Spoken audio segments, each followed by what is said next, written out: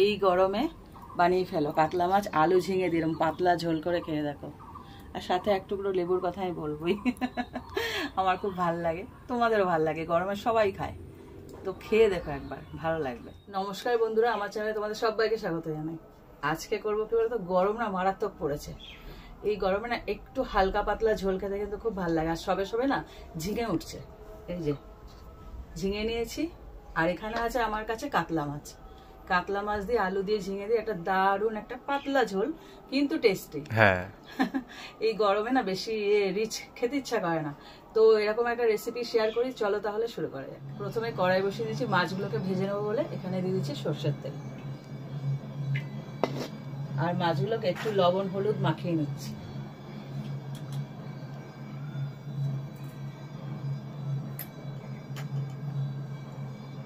গায়ে হলুদ নাকি?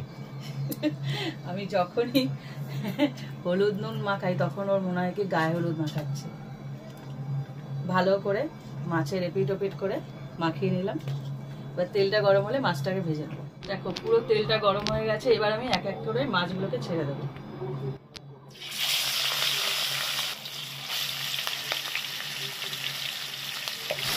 চারটে মাছ আছে তো এখানে দুটো দুটো করে ভেজে নেবো। প্রথমে দুটো দিলাম, তারপরে দুটো দেবো। পাশে না দুর্গা মন্দির আছে আমাদের, ওখান থেকে না প্রায় সময় তোমরা না এরকম ঢাকের আওয়াজ, তারপরে বাসন্তী পূজা চলছে তো তার জন্য হয়। এমনিতেও সকাল সন্ধ্যা দুবেলাই আওয়াজ, তো এখন ঢাকের আওয়াজ, ঘন্টার আওয়াজ, বিভিন্ন রকম মিউজিক আসছে, তো কিছু মনে করো না। মাছটা পুরোপুরি ভাজা হয়ে গেছে, এবার এক এক করে তুলে নেবো। ঠিক এরকম লালচে করে ভেজে নেবে, কড়া করে। হ্যাঁ, একটু কড়া করে ভাজলে মাছ টেস্টি হয় ভালো। আবার কিছু মাছ আছে দেখবে, আমি খেয়াল করবে বলি যে হালকা করে ভাজবে, সেটা মাছ বিশেষে হয়, সব সময় নয়, তবে কিছু কিছু সময়। এদিকে মাছ ভাজা চলছে, মাছ দুটো ভাজা হয়ে গেছে, আর দুটো ভাজতে দিয়েছি।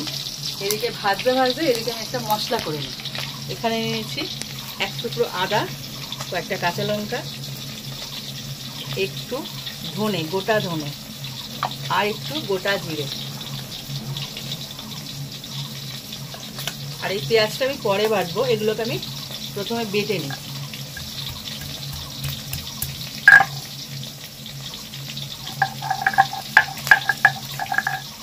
আজকে জিরে ধনে দুটোই দিচ্ছি, পাতলা ঝোল তো একটু স্বাদ হবে কিন্তু রিচ হবে না।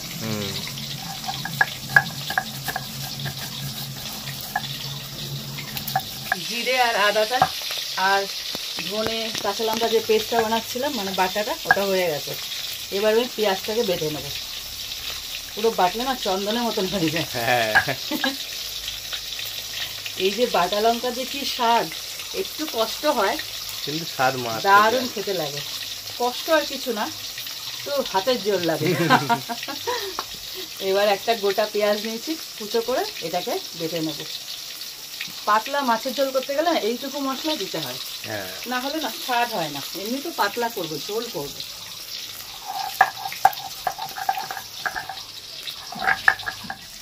মাছটা পুরো ভাজা হয়ে গেছে, এবার এটাকে চলে যাচ্ছিল তুলে নেব। এবার এই তেলের মধ্যেই না আলুটাকে ভেজে নেব। আলুটাকে এরকম লম্বা লম্বা করে কেটেছি। এটা না একটা গোটা আলু, মানে কি বলতো, দুটো মিডিয়াম সাইজের আলু নিয়েছি। আলুটাকে না লম্বা না করে আড়ে কেটেছি, দেখো লম্বা করলে এত বড় বড় হয়ে যাবে, তার জন্য আমি আড়াআড়ি কেটেছি বলে লম্বা, কিন্তু ছোট ছোট। ছোট লম্বা, ছোট লম্বা, ছোট লম্বা কি আলু দুরকম ভাবে কাটে, এক লম্বা করে এক আড়ে করে, আমি আড়ে করে কেটেছি। এটাকে একটু ভেজে নিই। এদিকে আমার পেঁয়াজ বাটা চলছে, এটা ভাজা হোক। ওই মাছটা ভাজা হয়েছিল তার জন্য আলুটা ভাজতে দিয়ে দিলাম। এবারে পেঁয়াজটা আমি বাটতে থাকি। আলুটা পুরোপুরি ভেজে নিয়েছি দেখো, এবার আলুটাকে তুলে নেব। আসতে চাইছে না, ও কড়াইটাই থাকতে চাইছে মনে হয়, লাল হয়ে বলছে। এবার এই তেলের মধ্যে আরেকটু তেল দেবো সামান্য। তেলটা পুরোপুরি গরম হয়েই রয়েছে, এর মধ্যে ফোড়ন হিসাবে দিয়ে দিচ্ছি 5 ফোড়ন। এবার অনেকে তোমরা বলবে তুমি বেশিরভাগ তরকারিতে 5 ফোড়ন কেন দাও। আমি কি বলতো, আমার শাশুড়ি মায়ের থেকে এটাই শিখেছি যে 5 ফোড়নের স্বাদটাই আমার ভালো লাগে, তাই দিই। তোমরা চাইলে জিরে ফোড়নও দিতে পারো, অপশনাল, কোনো ব্যাপার না। এবার দিয়ে দিচ্ছি যে পেঁয়াজ বাটাটা করেছিলাম, সেই পেঁয়াজ বাটাটা।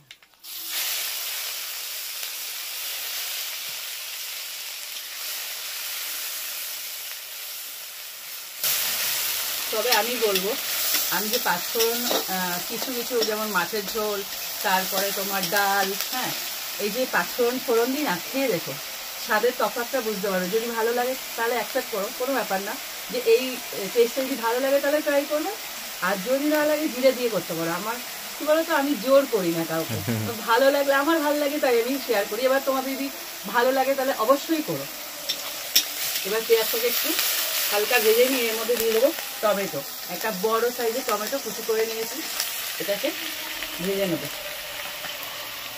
টমেটো আর পেঁয়াজটাকে পুরো ভালো করে ভাজতে হবে। যেহেতু আলু বলে আলুটাকে আগে ভেজে নিয়েছি, কিন্তু ঝিঙে না অত ভাজতে হয় না, ওটা তো নরম সবজি। যখন মশলা কষাবো তার মধ্যে আমি ঝিঙেটা দেবো, ঝিঙেটা আমি ভাজবো না, তাই জন্য ঝিঙে এখনো ভাজতে দিইনি। টমেটো আর পেঁয়াজটা ভালো মতো ভাজা হয়ে গেছে। এবার দিয়ে দিচ্ছি জিরে ধনে বাটাটা। সব মশলাগুলো আগে কষিয়ে নেবো, কেননা জিরে আর ধনে না একটা স্ট্রং ফ্লেভার আছে, এটাকে ভালো করে কষিয়ে নিতে হবে। এবার জিরে ধনে দেওয়ার পরে আমি মশলা পাতিগুলো দিয়ে দেবো, দিয়েছি লবণ, যেহেতু এটা ঝোল হবে একটু সে আন্দাজে লবণটা দিতে হবে।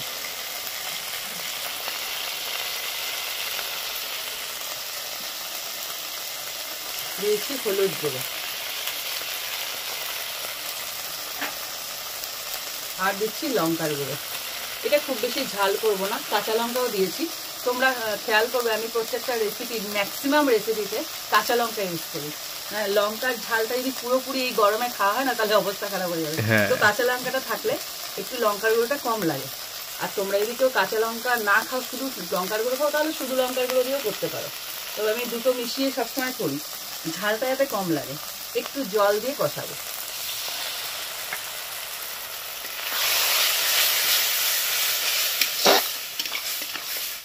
এটা যতক্ষণ না পুরোপুরি তেল ছাড়ছে, এটাকে কষিয়ে নেব। পুরোপুরি কষানো হয়ে গেছে, দেখো তেল ছেড়ে দিয়েছে। ঠিক এই সময় দিয়ে দেবো ঝিঙেটা।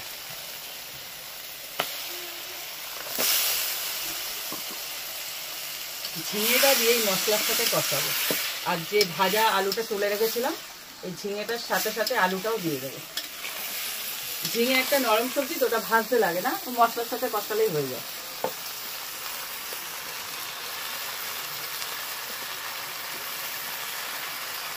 এবার আলু আর ঝিঙে একসাথে কষাবো। আরো 3 থেকে 4 মিনিট এভাবে ভালো করে কষিয়ে নেব। কি সুন্দর গন্ধ হয়েছে না বাটা মশলা। হ্যাঁ, বাটা মশলা একটা জাদু আছে, কি বলতো, আমরা যতই মিক্সে করি, যতই গুঁড়ো ইউজ করি, এই বাটা মশলার সাথে কেউ পেরে উঠবে না। আমি অনেকবার করে দেখেছি। একটু কষ্ট হয়, হাত দুটো নাড়াতে হয়, কিন্তু যদি করা যায় এর স্বাদ অবধারিত, একদম হবেই দারুণ। আর তার উপর কি বলতো, উপরি পাও না এই মাটির উনুনে কাঠের জালে, কালি হবে, তুলতে হবে, কষ্ট হবে, কিন্তু যে মুখে যে দেবে যখন না, বিশ্বাস করো এর যে স্বাদ, এটা কোনো কিছুর সাথে যায় না, অপূর্ব লাগে। তো এটাকে আমি কষিয়ে নিই, আলু ঝিঙে দিয়ে ভালো করে কষিয়ে নিলাম। এবার দিয়ে দেবো জল। রান্না খুব সহজ রান্না, উনি শিখে গেছেন, বুঝেছো তো, শিখে গেছে। কিন্তু করতে দাও, জানি না খাওয়া যাবে না। একদিন করে অবশ্যই খাওয়াবো, করবি কিন্তু। হ্যাঁ হ্যাঁ, তো জলটা সেই বুঝে দিতে হবে। এটা ঝোল করছি, এটা কোনো গায়ে মাখা মাখা হবে না, একদম পাতলা ঝোল। তো পাতলা ঝোল, হ্যাঁ, সাঁতার কাটা যাবে। এই গরমের মধ্যে না এরকম পাতলা ঝোলই ভালো লাগে, অপূর্ব লাগে। একটু পাতলা, সবসময় রিচ করতে মায়ের সাথে এরকম 1 পিস মাছ হবে, এরকম ঝিঙে আলু ঝোল হবে, খেতেও সুন্দর লাগে। আর 1 পিস লেবু হবে। লেবু কিন্তু মাস্ট, হ্যাঁ, গরমে লেবু খাওয়াও ভালো আর খেতেও ভালো লাগে। 65 দিয়ে আমার লেবু লাগে, আমি লেবু ছাড়া থাকতে পারি না। তো এটা ফুটুক, যতক্ষণ না ওই ঝিঙে আর আলু সেদ্ধ হয়ে যাবে, সেদ্ধ হয়ে যাবে, বেশিক্ষণ লাগবে না। তো ফুটতে থাকুক, আমি বসে থাকি, বসে বসে ফোটা দেখি। দেখো ঝিঙে আলু সব টকবক করে ফুটছে, হ্যাঁ, আর ঝোলের লেয়ারটা দেখো কতটা কমে গেছে। ঠিক নামানো না 4 থেকে 5 মিনিট আগে মাছটা দেবে, তার আগে না। আবার মাছটা ডুব মারলো, এক ডুবে ডুবে গেল। ঝোল না, মাছ তো ডুবে যাবেই। পাতলা ঝোল আর কাকে বলেছে, এক্ষুনি উনি প্রশ্ন করছে এটা কি পাতলা ঝোল, পাতলা ঝোল আর কাকে বলে। এই তো সব মাছ ডুবে গেছে, মাছের নির্যাস যেটা বেরোনো হ্যাঁ এর মধ্যে ঢুকবে। আরো 3 থেকে 4 মিনিট, 4 থেকে 5 মিনিট মতো ফুটিয়ে নেবো। মাছ না দিলে ওটা আলু ঝিঙের ঝোল হয়ে আলু যেত। ঝিঙের ঝোল হয়ে যাবে। হ্যাঁ, তো এটাকে আরো ফুটতে দেবো, 4 থেকে 5 মিনিট ফুটুক। দেখো সমস্ত মাছগুলোকে টকবক করে ফুটিয়ে নিয়েছি, 4 থেকে 5 মিনিট হয়ে গেছে।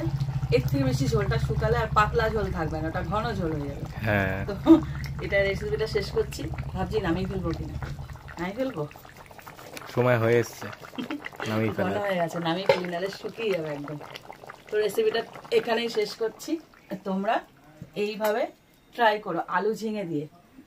আর ওই 5 ফোড়নের ব্যাপারটা যে বললাম, ফোড়নটা মন চায় একবার করে দেখো, যদি ভালো না লাগে তারপর থেকে জিরে ফোড়ন দিও। কিন্তু আমি কথা দিচ্ছি 5 ফোড়ন দিয়ে স্বাদটা কিন্তু অন্যরকম, ভালোই লাগে বেশ, দারুণ লাগবে। আমি খেয়ে দেখেছি বলেই বলছি, সেগুলো আমি শেয়ার করি যেগুলো আমার ভালো লাগে। তো এই গরমের মধ্যে পাতলা ঝোল বানালাম আলু ঝিঙে দিয়ে, কাতলা মাছ দিয়ে। ট্রাই করার পর কমেন্ট করো কেমন লাগলো, আশা করি ভালো লাগবে। আর ভালো লাগলে লাইক দিও, আর আমার চ্যানেলটা সাবস্ক্রাইব করে দিও যদি এরকম আরো রেসিপি পেতে চাও। তো আজকের মতন টাটা। টাটা।